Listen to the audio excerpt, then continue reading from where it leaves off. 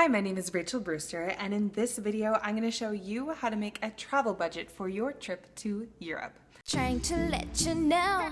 사인을 보내, signal 보내. I must let you know. So, how much on average does a 2-week trip to Europe cost? Now, that's all going to depend on where your flight is and where your home base is and all of those things. But in general, here's my budget for how you should figure out how much your travel trip will cost you. Okay, it's gonna be about $1,000 to $1,500 to get over there and back, and yep, it's about $1,000 a week. Yeah, I know, my method is super scientific, but I swear to you, it's true. It costs about $1,000 to $1,500 to come from the US to Europe, and then it costs about $1,000 for every week you're over there as well. So if you're going on a 2-week trip, that means it's going to cost you about $3,000 to go on your Euro trip. So the next question becomes, how the hell do you find $3,000 in your life? Like, I don't know about you, but I could use $3K. Like, how can I make this travel budget financing easier? The easiest way is to go with the 50-30-20 principle. Now, this is something that Elizabeth Warren, who used to be one of our senators, made up for bankruptcy. 50-30-20 refers to percentages of how you split your paycheck, your take-home income. So 50% should go to necessary expenses, and I mean like the roof over your head, your transportation to get to work, your groceries, all of those things. 30% is like eating out with friends and going to the gym, and you had to run to Target to get toothpaste. I don't know, putting Target there.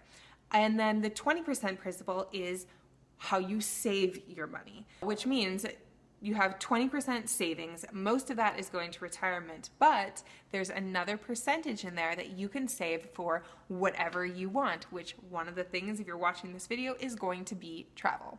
So 50-30-20. The best way to figure out if you are financing correctly is to take the credit card statement that you had for last month and categorize it by each of those categories. 50-30-20, and see where you measure up. I actually think the place that you can slim down is not the 30%. It's not the Frappuccino mocha latte that you're getting at Starbucks, because that requires a lot more emotional endurance than I happen to have. Where I think that it's easier to cut is actually the 50%. For me, I don't need to live in a super fancy place. I'm currently living with a friend of a friend in their basement because I have financial goals that include travel and paying back my MBA loans and all of those things. So when I was preparing for the MBA, I made sure that I was driving a car that I paid for out of pocket.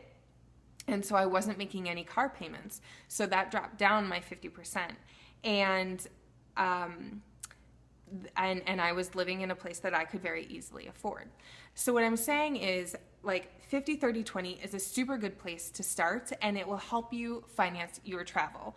But if you want to be even more aggressive about your savings and making sure that you can get all of that travel in there are things that you can do in the 50% to reduce them and put that money towards your travel and your savings. I hope that was clear. And obviously you can also slim down the 30%. Maybe you have more strength than I do and can say no to some things in your 30%, fun lifestyle or whatever. I hope that that's helpful with trying to figure out what your travel budget is, and also how do you pay for your travel. If you have any questions or need any advice on how to do this, please comment below. I would be happy to help. And if you want more inspiration and motivation for your travel adventures, consider subscribing by hitting the red subscribe button below. I post every Monday, Wednesday, and Friday, so I will see you next time. Ciao for now.